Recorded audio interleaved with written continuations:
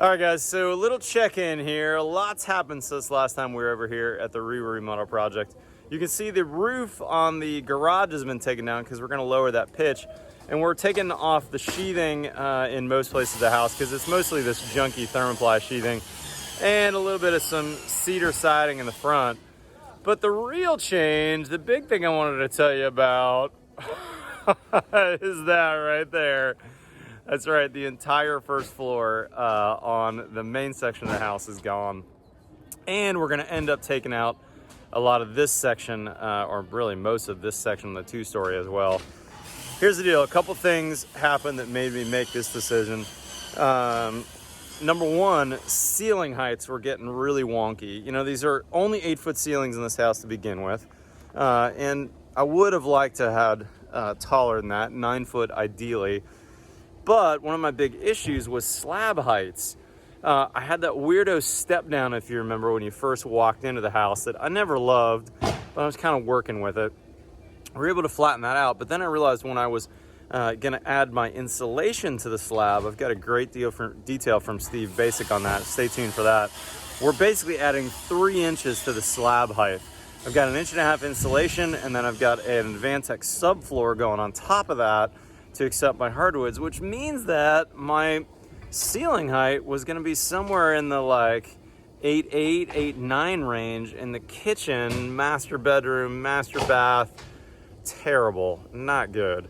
Plus those trusses that they use in the first floor, man, they were, number one, they were covered with rat feces everywhere, but they're really short. They're just 12-inch trusses, which means that I was going to have a hard time running any ductwork, any utilities, can lights, all that kind of stuff through there. Plus my ceiling height, it was gonna be tiny in the kitchen. So long story short, we decided to reframe those areas. And then as we got into it, I was also thinking about the trusses that we've got. How am I gonna run all my mechanicals in this truss space? We have no basement for storage. I've only got a 2-car garage. Where am I gonna store anything? So ultimately we said, look, you know what? Let's reframe most of the house. It makes sense. It's a little extra time on my framers, but I have a much better house. All my walls are gonna be straight. These walls were wavy gravy with that thermoply on there. I was gonna have to do a ton of work to straighten. I had all this rat feces in the walls and disgusting stuff. You know, it probably would have been cheaper had I just demoed the house down to begin with.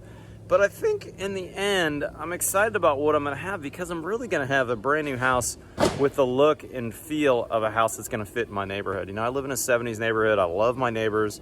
We've got a swim team. We've got great schools. Values here close, I'm about 10 miles from downtown Austin. Values here are gonna do nothing but appreciate. Apple's putting a brand new like $2 billion campus in nearby. So we're gonna see some really good appreciation in this neighborhood. But honestly, I just don't wanna move. I live right here in this neighborhood now. My kids love it. I love my neighbors. It's a great spot to be. Why would I move? Who cares if I'm gonna be a little bit more expensive than the rest of the neighborhood? The neighborhood's gonna be coming up. And I love it here. I'm gonna be here for at least a solid 10 plus more years. So anyways, guys, stay tuned. We got some fun stuff happening in the future with some brand new framing. It's kind of changed from the real remodels house. I'm gonna have to find a new hashtag. It's gonna be the hashtag new old house or some version of that. I'll figure it out. But anyways, stay tuned. We got some really fun framing coming up.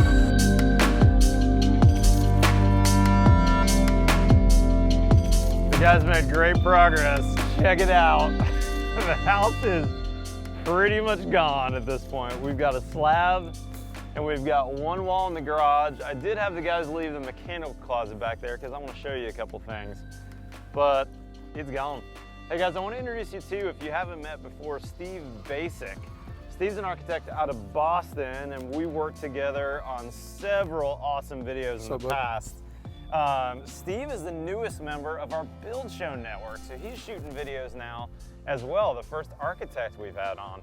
Steve, I have always admired your work, man. You are super smart from a building science perspective, and I love having your architect's perspective on the Build Show network. But let's talk about this. You know, I'm gonna get raked in the comments about, oh, I should have just taken it down to begin with. But now that the framing's down, let's talk about the differences between, you know, demoing the house versus remodeling the house. Yeah, I mean, you know, we do a lot of remodeling work up in New England, and there's certainly that tipping point that you want to believe you can save everything and that you can use everything, but eventually you come to the point and you say, what am I really trying to achieve here? Yeah. And it just, you know, you might sit there and say, we'll save it, we'll save it, we'll save it. We're putting it in the dumpster. And I always say on remodels, hey, we're building a house, but there's a house in the way. So at this point now, there's not a house in the way anymore. There's not a house in the way, and the reality is by the time it takes a framer to reframe that with a new window structure, etc., he'd probably rather tear it down, reframe it, and then have it true to his liking, right? Level, plumb, square, the whole 9 yards. Now, what if we would have actually gone ahead and removed the slabs? Let's say we had a demo contractor pull the whole house down, pull the whole slab out. What's the difference, you think, today versus doing that? Yeah, I mean, there's certainly a cost savings if you're willing to work within the parameters of the slab that's here. And in some ways, that's a good thing, right? Because this kind of binds you to a certain square footage in the house. Yeah. You sit there and say, well, let's get rid of this slab. Well, now you have an open pallet again, and you sit here and the house isn't 2,500 feet. It's, well, we can make it 3,000 feet now. That's right. And, you know, you have this kind of uncontrolled budget increase or creep or Your whatever ceiling people goes call up. it. Yeah, ceilings, you know, all of it. It raised the money. So there is, you know, that aspect of it that this kind of contains you. But importantly, there's money saved here, right? Yeah. I mean, there's, I don't know, 10 grand maybe. Get rid of this slab. Have somebody come, dig it up, haul it away, and dispose of it properly. And then you got to have somebody come back. You got to dig the new foundation because this one might not be where the new one needs to be. So you have to do that, and then pour the new foundation. And next thing you know, you're at $30,000 delta, and you're back to this point. Yeah, that's right. So, I agree. You know, we do a lot of houses in New England where we'll take them literally down to the first floor frame and then build a new house on the old foundation because there is that savings there. And we've got a good slab. You know, we're slab on grade here in Texas. We're a relatively rocky neighborhood, which I've always loved about this neighborhood. You know, I live right up the street here. And so these foundations have not moved. We see one or two cracks, but those are really just shrinkage cracks. There's not a lot of differential movement. It's not a perfect slab. We have a couple bellies and a couple humps. You can see some puddles on the slab from the rain the other day, but now we're gonna have. But we got some really good details that are gonna make all this disappear, right? Yeah, for sure. And the framers, the other aspect of it is time too, right? Yep. I mean, if you wanted to take this out and redo a new foundation, make it a little bigger, that adds another 4 or 6 weeks to the project easily. Totally. Right? Framer, he can show up Monday, drop some lumber, and you're ready to go. Yeah. Now, Steve, I knew you were coming. And I saved this HVAC closet because I thought it'd be kind of fun for you and I to talk about why you'd want to bring all of your ductwork into the conditioned space. Now, I've built in 3 different areas of the country. I built houses in Washington, D.C., in Portland, Oregon, and now in Texas for the last 15 years. And one thing that I've found is in a lot of areas of the country, people are putting their HVAC systems, or at least an HVAC system, in the garage, just like this house had. So this wall right here was the back wall of the kitchen. This wall here was the dining room kind of area. And then where the front door on the access closet was facing into the garage. So these walls here, you can see, were insulated to the house. The HVAC system was basically living out in the garage with a return on the bottom and then all the ductwork upflowing and coming into the house. Now, we had a ton of rat activity, which was gross. In fact, you can still see some rat droppings up there. But what else are you seeing in this closet? Well, I mean, you know, first of all, being outside space and putting a heating plant out there, that's a bad idea. Yep. Right? We're going to take energy, turn it into heat or cooling, but we're putting it outside, doesn't make sense. And, you know, we in the building industry, we like to lie to ourselves, right? We put insulated duct up there and say, well, we can put this outside. It's okay because I'm using an insulated duct. Yep. Well, let's say that ductwork leaks 20%, right? That's 20% of the energy that I bought that now just kind of goes out the roof and heats out the outside. Yeah, that's crazy. Why not bring this in? And then if I leak 20%, then at least my 20% leakage is still to my benefit. Yeah. It's not going to the register I want, but it's still inside the insulation or inside what we would term the conditioned space, right? Yeah, totally. So yeah, bad idea. You know, I'm thinking I can't come to Texas and not demo something. So we can make bad ideas go away, I think. I love it, Steve. Let's do it. Check this out. This is the inside of the closet had sheetrock to use as the air barrier. And man, this whole sheetrock is just moldy and disgusting down here. Yeah. It's kind of buried in there because they put the sheetrock on before the framing. And again, you know, that's just us in the industry sitting there saying, you know, oh, well, we can make it airtight and we can do this and that. And, oh, we're going to put an insulated weather strip door on there. Okay, it's R3 at best. Yeah, totally. So, I mean, why don't you save the money in the garage and just put this in the backyard and run the ductwork up and into the attic? I mean, that's what we're doing anyway, right? And look at all the mold growth on the machine itself, too. I mean, we got mold here, we got massive mold here. What do you think inside that machine looks like? Yeah, I don't want to know, probably. Let's see if we can find out, shall we? Yeah. How easily do you think this thing would come down? I think maybe this way, buddy. What do you think? This way? Yeah.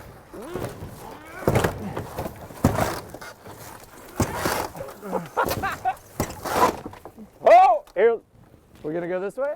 Want to pull it back? Let's pull it back so it doesn't fall on my job box.